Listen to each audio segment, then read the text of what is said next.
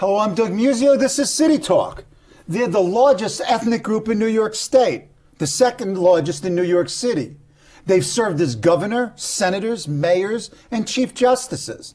One is the front runner for the Republican nomination for president, and one heads one of the most compelling families on television. They're Italian Americans.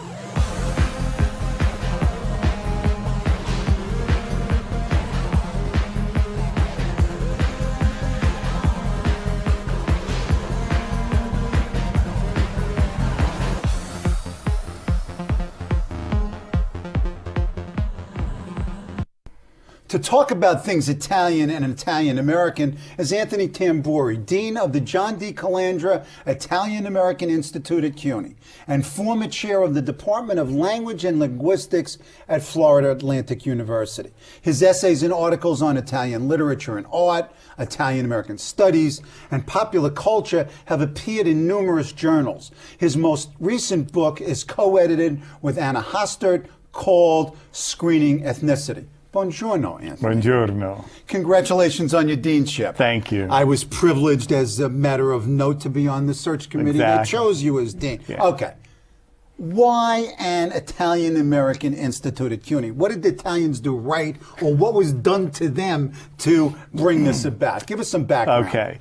The Institute began as the Italian American Institute to Foster Higher Education, and its mission at that time was primarily one of outreach, counseling, because that was at a time when CUNY had basically opened its doors. There was open admission, and there was an influx of a lot of Italian Americans from the various suburbs and boroughs, and so what happened was you had basically a slew, an onslaught of first-generation working-class kids coming to college. And classic. Exactly. And therefore, basically unprepared in a sort of social way, socio-academic way, and were confronted with various problems that I think a lot of us who were first-generation college kids confronted. In my own case, for example, I was a first-generation college kid. But I went to a state college that already had a large population of Italian Americans, and the faculty were a large population. Wow. That was the difference. Not the case at CUNY. Not the case at CUNY. At CUNY, said there was a very low number of Italian American faculty, and in general... Which led to a court case. Which led to... I'm a protected class, exactly, come on. Which led to a number of court cases. Anyway, at that point, the main mission was one of outreach, was one of counseling, and helping the students, these new students, transition from the working class background that they had into a more academic background that was the college, and for the first time. And there was also, they found a number of, I don't want to say pitfalls, but for example, the Italian American kids themselves had sort of low aspirations, and low self-esteem, and also low family expectations in a lot of cases. Exactly. Not mine. And education, that was like yours. Right? And education, for the most part, was considered something that was for economic betterment as opposed to personal betterment. Right, and also male rather than female. Right, exactly. So the Institute was founded in '79. With the help of the Italian American state legislators, with specifically John D. Calandra, who had done a report in the middle 70s and found that, according to his report, there was indeed a type of discrimination within the system against Italian Americans at that time. Right. And then there was the famous pronouncement by Kibbe in 1976 that Italian Americans would be afforded all the privileges and benefits of the federally recognized affirmative action groups at that time. And today, Italian Americans are still a protected class according to all of those. Right, and the numbers in terms of higher administration and faculty haven't changed dramatically? Not dramatically at all, no. The numbers are, I think, still fairly low when it comes to that. So you at the Institute are legislatively founded and funded? Exactly. So you've got a steady stream of income from the state. We have a basic budget. This money isn't really soft. This is pretty hard money. Right. From what I have understood from the history, that this was basically all done in the 90s, in 94, 95, that the Institute was then finally constituted as a research institute with its original missions, but also that of doing research, engaging in research of all sorts, socio-demographic, right, historical, cultural, and the literary, film, everything. So we have a staff. We have a staff of almost 20 people. Some of them are counselors. They're working, as I say, in the field. They're at various college campuses, Queens, John Jay, Baruch. We're hoping to put someone at Brooklyn, College of Staten Island. Right. And so they're out there where the major populations are, major Italian-American populations. Still doing the original mission. Still doing the original mission, and also engaging in other activities, setting up cultural activities, especially when it comes to Italian-American Heritage Month here in New York. Which is October. Columbus Day. Which is a very intense and a very taxing month, as I found out. Okay. What's coming up at Calandra? Okay. What is the Institute doing? You've been there since August.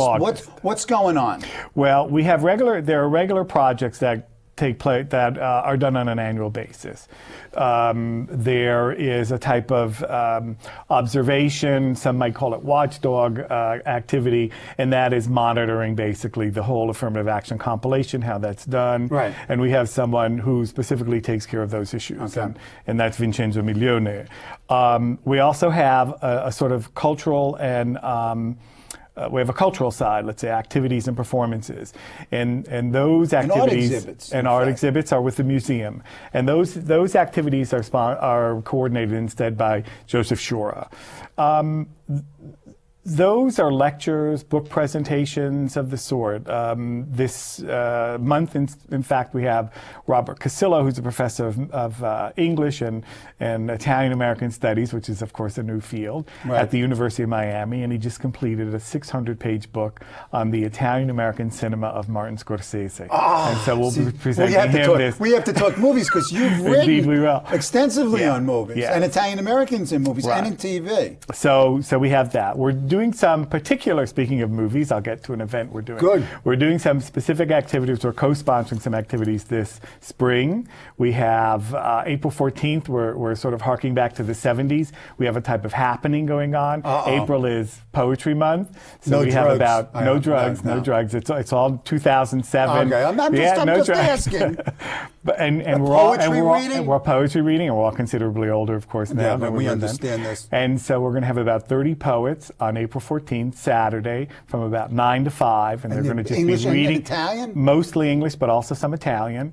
And we're going to feature one poet, Joseph Tuziani. Joseph Tuziani is a professor emeritus from Lehman. He writes in 4 languages. He writes in English, he writes in Italian, he writes in his native dialect, which is from the region of Puglia, and he writes in Latin. There's a whole worldwide community of Latin poets who write poetry and write to one another. Excuse me, the language is dead. The brothers told us at Archbishop Malloy the language was dead, and we killed it further. But it's very much alive in Joseph Tuziani. So that's April 14th. Since the Roman Catholics don't do Mass in Latin, forget it. So we're doing poetry in Latin. So we're doing poetry in Latin. What else are you people up to? May 12th is a pretty significant event. We're going to have a day-long symposium on the Italian vote abroad. Yeah, talk about this, because I became fascinated with this as a political scientist and as an Italian American who's eligible to do what you're going to describe. Basically, what had happened is in 2000 or 2001, the Italian government passed a law which said that Italians, quote unquote, permanently living abroad can vote as basically absentee ballots, et cetera, which the normal absentee ballot is when you're temporarily abroad and you can vote, but basically your domicile is in your hometown. Okay, now how were the Italians defined in this? At that point, they were just Italians. That is, real Italians from Italy. Born, raised, educated, socialized in Italy, spoke mostly Italian, et cetera. Then, in 2004, I think it was, the Italian government fought hard, that was the Berlusconi government, fought hard to get the Italian Americans who were able to reacquire or acquire a second citizenship, which was, of course, their Italian citizenship, that they too were allowed to vote. And I've investigated this and I can get dual citizenship and actually vote. And then you'd be, explain this. Right now, today, you'd be able to vote in the Italian elections. You go to the consulate and you vote. Now I'm voting for You're voting for in Italy? Italians in Italy. Now, what has happened is, what happened with the 2005 elections was that the Italian government figured, we're assuming that the Italian government thought that basically the immigrants and the sons and daughters and grandchildren, grandsons and granddaughters of the immigrants were predominantly conservative from a political point of view. And so, if you go to Staten Island, all those Italian Americans are Republicans and conservatives. Indeed. Go ahead. However, what happened was, the outcome was the opposite.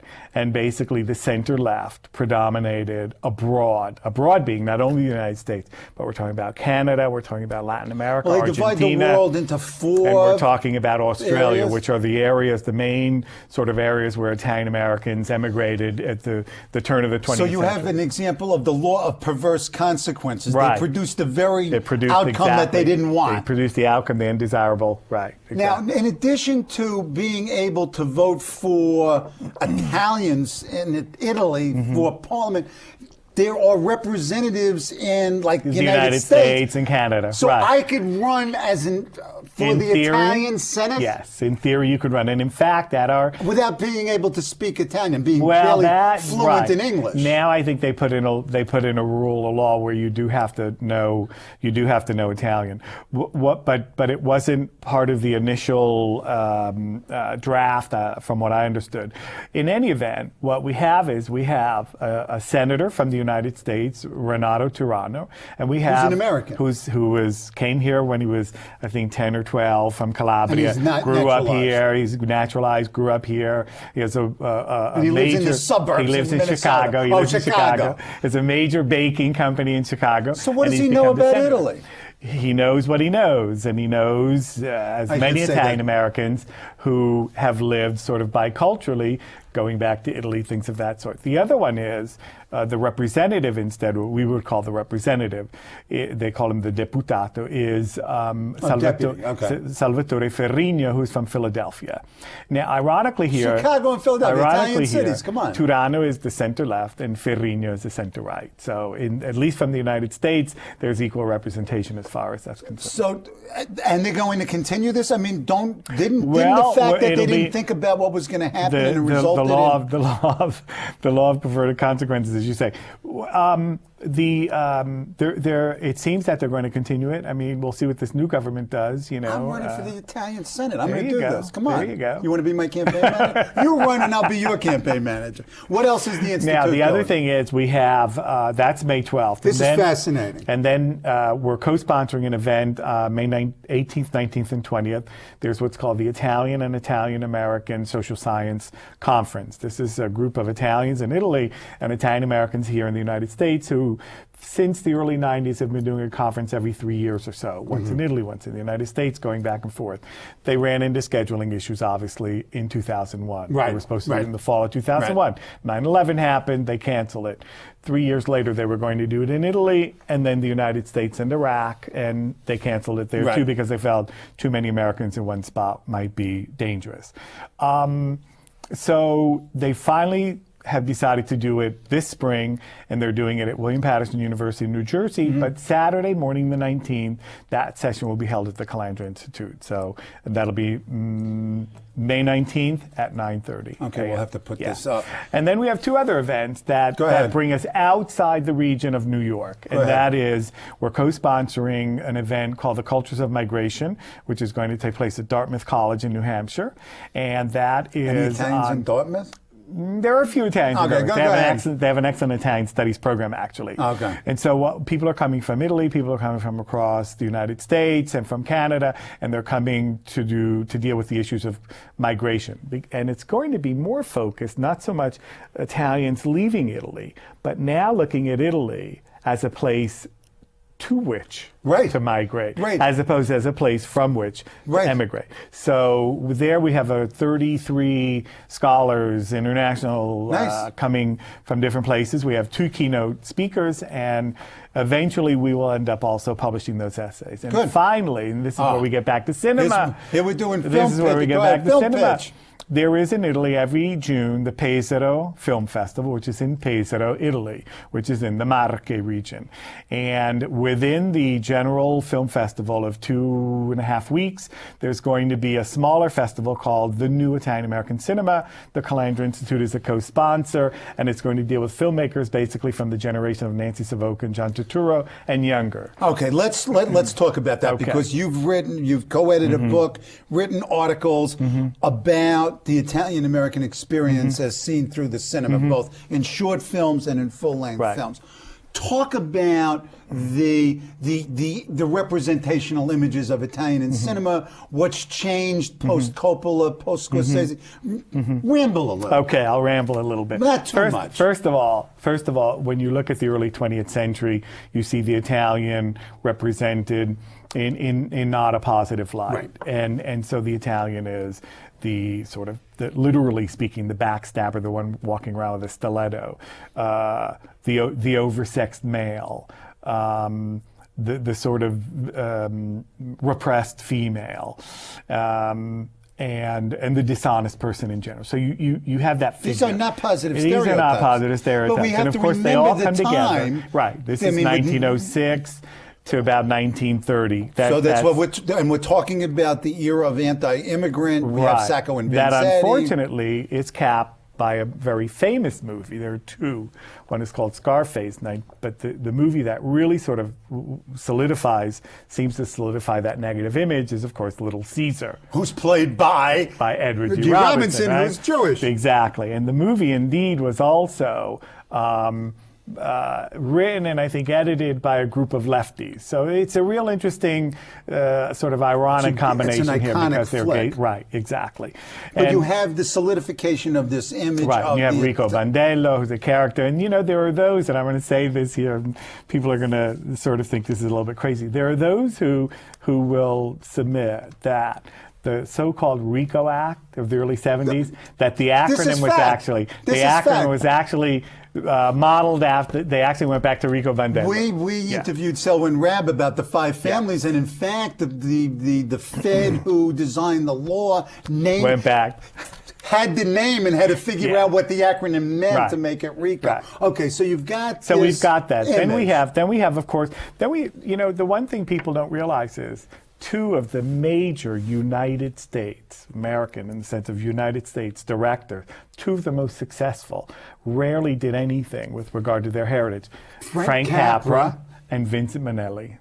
Right. And people, they don't think, when you think Italian-American directors, everyone thinks Francis Ford Coppola, Martin Scorsese. Right. But people don't think of Capra, except for his last or second to the last film, A Hole in the Head, which was a play about a Jewish family, and he takes it and he Italianizes it. And also there's a minor characters in It's a Wonderful Life. Mr. Martini. Mr. Martini. Who moves into the suburb, Baileyville, that they build to escape from the city. But they're really minor characters. Yes, they're all there sort of in the background, peppered in the background. And then, of course, we have Coppola and Scorsese. Okay, so this who do the mafia themes, and of course The Godfather, Godfather 1, Godfather 2, Godfather 3, and then of course Scorsese's Italian-American movies, for the most part, are chock full of Mean Streets, Casino, Goodfellas, and so on and so forth. So we have that. And but then there's this new generation, the one that we're dealing with at Pesaro. This post-Coppola and post-Scorsese, and they don't deal with the mafia. It's very difficult to find mafia themes, and they deal instead with working class issues, with gender issues. Think of Nancy Savoca in True Love, Nancy Savoca, Household Saints. I love True Love. Yeah. I mean, that was the movie that, to me, Moonstruck should have been. I was never taken with Moonstruck. Mm-hmm. Right. And the same thing with Household Saints. There you get the older, the immigrant Italian Americans and all the superstitions. So it's becoming more nuanced and less stereotypical. And then, of course, you have Turturro on the other hand, with Mac, for example, who is doing the working class, the so-called working class. And him coming out of Spike Lee's Do the Right Thing. Playing a real stereotype. A real horrible racist. Exactly. So, and then there are these younger filmmakers that are coming along who are doing, dealing with their ethnicity again, not having anything to do with mafia characters. And two young directors that I think we need to Go mention ahead. that you need to look out for. They've just completed their first feature-length films. One is Marilu Tabaldo Mangiorno, did a film called Little Kings, which still is not in distribution, but a few years ago it won Best Screenwriter, Best Film, Best Actor, and Best Actress in the Palm Beach International Film Festival. Not a bad, These are up and coming. Not a bad set of accomplishments Right. for someone who is in her early 30s and who has just completed her Sophia first. Coppola, in fact, Sophia is part of Coppola that. also, exactly. She's part of that generation, but she hasn't really dealt with her ethnicity. No, I mean, And then the other person is Joseph Greco. Joseph Greco just completed the movie, his first feature called Canvas, and it stars Marcia Gay Harden and Joe Pantoliano. And it's a movie basically about a young couple with a young son and the Italian-American couple in Hollywood, Florida. It's a little bit autobiographical, and the wife suffers from schizophrenia. And it's a very sort of wistful and how can we say, sort of sweet movie, even though it deals with this horrible mental disease of schizophrenia and the trials and tribulations that they face dealing with. It's much more nuanced. Much more nuanced. And the family is Italian. Every once in a while, there's a little peppering of Italian, and they're Italian American. Come on, Ben. And one of the things that's always struck me as an Italian American is the fact that I never knew anybody who was in organized crime. Right. My family, my fathers, my mothers, uncles, aunts, it was totally alien. They were all cops, in fact. Right. And it was sort of, I was taken aback, literally, in college, that the perception was that you're all connected. You're all connected. And everybody's got a bulge under their left armpit. Okay, speaking of the mafia, do you watch The Sopranos? I do. Why? I mean, it sort of perpetuates. It does indeed perpetuate. There are two reasons. Go ahead. I mean, it's great. First of all, without getting into any sort of individual aesthetic preferences, let's say, on my part, basically we need to know what we're discussing, and I think that to be able to downplay, to be able to criticize something, you really need to know what you're criticizing. And for that reason, I think anyone who has a campaign, an anti-mafia campaign, and an anti-Italianism campaign, as Seton Hall did back in 2004, needs to be familiar with those programs. We need to know what we're watching. We need to know what we're... Yeah, but this sounds too academic. Do you enjoy it? Do you look forward to it? We watch it, and I do look forward to it. I do. I watch the program. What is it about the show that is captivating? Not only to Italian Americans, because this gangster mythology is global. I mean, it's hard to do what we professors of Italian American studies do without watching something like that with a critical eye. Right. So it's what I sort of tell my students when my first year graduate students, when I teach them literary theory, right? And how to break things apart, that they'll never be able to read a book innocently again. Right. And so it's the same thing. By analyzing it. So when I look at The Sopranos, I look at it sort of with a personal, try to be a naive, as we would say, a naive viewer. But on the other hand, I'm also looking at it critically and always thinking about what I'm seeing and what I consider to be really bad. And some people say the whole thing is bad and we shouldn't watch it. But there are people in the higher ups in a couple of the organizations, such as the National Italian American Foundation and the Order of the Sons of Italy, who are, I suspect, are closet Soprano watchers. Do you talk to the TV when you watch it? I mean, what's I wrong with you? Do you talk with your hands anyway when you watch it? Okay. But I don't. Yeah. Okay. Yeah. Legacies here. Yeah. You're talking about this institute that's been around. Right. And this is new blood, new energy, new perspective. Right. What do you want the institute to be?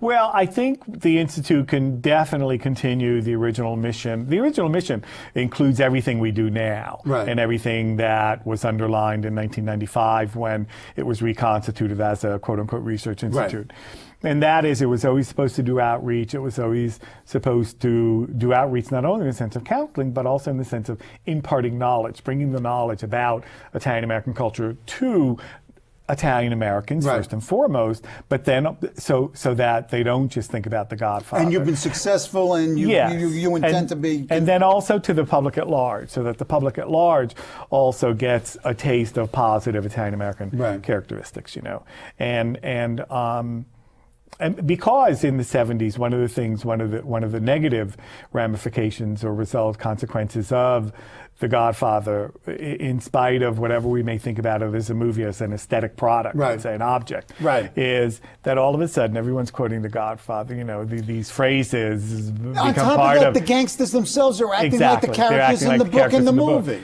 And then there were all these little Godfather clubs, these 15 and 16-year-old kids, especially these male kids are running around, teenagers running around, forming these Godfather clubs. And there's where we get back to what we talked about at the beginning. Males?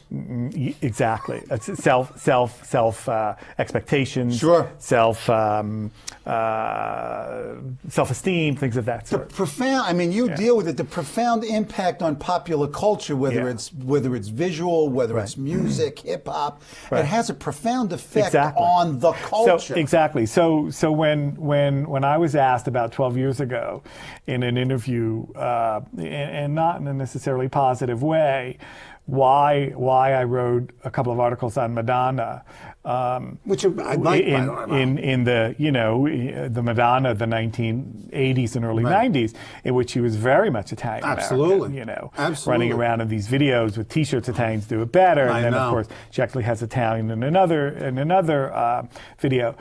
If we're to understand what our daughters and granddaughters are doing as Madonna wannabes, we have to understand what Madonna's doing. Right. Otherwise, we can't understand what's going on. And then just as you have to understand hip-hop to understand the ghetto wannabes in the suburbs. Exactly. So the importance of the ocean in which the fish swim. Which gets back also to watching The Sopranos and watching the Scorseses and watching the Coppolas and so on and so forth, to understand why people are emulating and what's going on, why people are emulating that lifestyle. Done.